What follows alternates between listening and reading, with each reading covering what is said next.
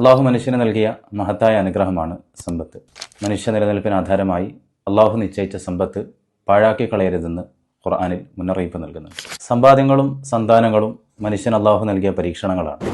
അത് യഥാവിധി പ്രയോജനപ്പെടുത്തിയാൽ ദുനിയാവിലും ആഖിറത്തിലും ഒരുപാട് നന്മകൾ കരസ്ഥമാക്കാൻ നമുക്ക് സാധിക്കും.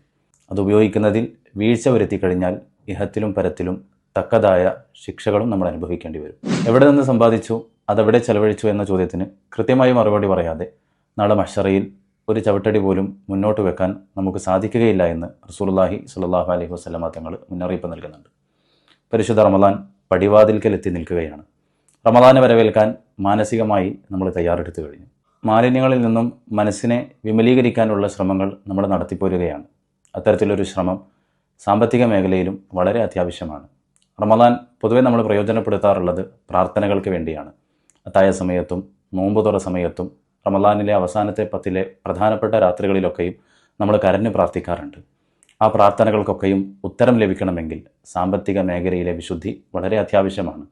ഹറാമ് കലർന്ന ശരീരത്തിൽ നിന്നും പുറത്തേക്ക് വരുന്ന പ്രാർത്ഥനകൾക്ക് ഉത്തരം ലഭിക്കില്ല എന്ന് റസൂലുള്ളാഹി സ്വല്ലല്ലാഹു അലൈഹി വസല്ലമ തങ്ങളുടെ ഹദീസിൽ നമുക്ക് കാണുവാൻ കഴിയും. ആയതിനാൽ ലാ റിബ ക്യാമ്പയിൻ നമ്മുടെ സാമ്പത്തിക മേഖലയിലെ ശുചീകരണ പ്രവർത്തനത്തിനുള്ള തുടക്കമാകട്ടെ എന്ന് ആത്മാർത്ഥമായി പ്രാർത്ഥിക്കുന്നു.